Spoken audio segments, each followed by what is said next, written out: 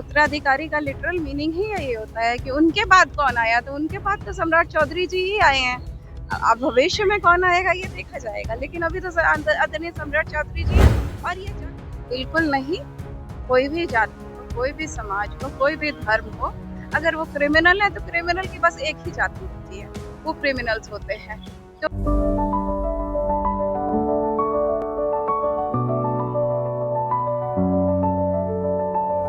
Goal the result fact. नमस्कार, आप देख रहे हैं न्यूज फॉर नेशन। मैं रंजीत कुमार। केसरिया से विधायिका शालिनी मिश्रा ने पटना एयरपोर्ट पर पहुंचने के बाद जब पत्रकारों ने सवाल पूछा कि ललन सिंह, एक सभा में उन्होंने कहा है कि नीतीश कुमार खुद उत्तराधिकारी सम्राट चौधरी के रूप में चुना है। उन्होंने साफ तौर से कहा कि इसमें गलत क्या है।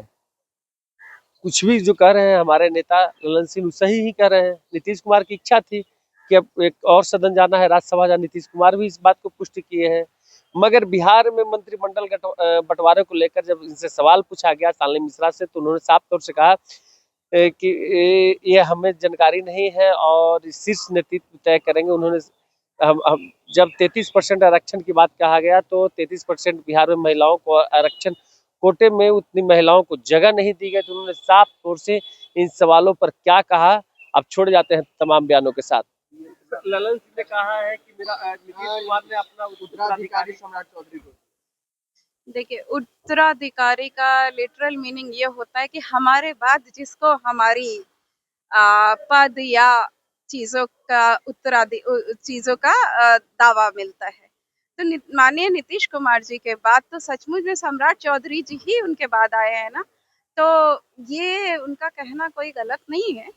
उत्तराधिकारी का लिटरल मीनिंग ही यही होता है कि उनके बाद कौन आया, तो उनके बाद तो सम्राट चौधरी जी ही आए हैं।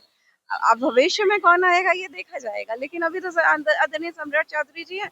और ये जग जाहिर है कि आदरणीय नीतीश कुमार जी की इच्छा थी कि उनके बाद आदरणीय सम्राट चौधरी जी सत्ता संभाले, और लगातार इसका इंडिकेशन उनकी यात्राओं में भी मिल रहा था, उनकी बातों में भी मिल रहा था। और हम लोगों को भी उन्होंने कहा कि हमने 20 साल से ऊपर हमने संभाला, अब हम चाहते हैं कि हम मौका दें उन लोगों को, और उनकी चॉइस थी।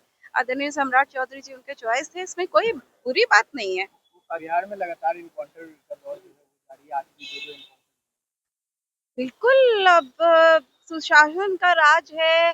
सुशासन के राज के साथ साथ अब नए ऊर्जावान माननीय मुख्यमंत्री जी आए हैं, जो बिल्कुल भी कोताही नहीं बरतना चाहते इन सब चीजों पे।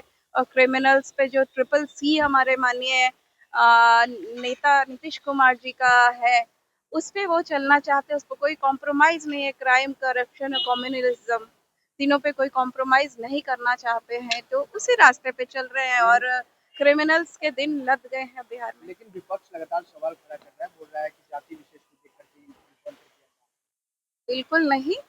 कोई भी जाति हो, कोई भी समाज हो, कोई भी धर्म हो, अगर वो क्रिमिनल है तो क्रिमिनल की बस एक ही जाति होती है, वो क्रिमिनल्स होते हैं। तो हमारे नेता ने यही देखा है और हमने भी यही देखा है और हमारी यही सोच है। तो criminals are criminals, whether they are Hindus, Muslims और व्हाटएवर। महिलाओं को जो देश में मोदी जी का कहना था कि 33% महिलाओं को आरक्षण मिलेगा, मंत्रिमंडल बिहार में बंटवारा हुआ तो 33% महिलाओं को आरक्षण नहीं मिल रहा है। अब इसके लिए तो मैं कुछ नहीं कह सकती हूँ, हमारे नेतृत्व से आपको बात करनी पड़ेगी। मैं तो बस धरातल पे काम करने वाली है कि मिले हूँ। धन्यवाद।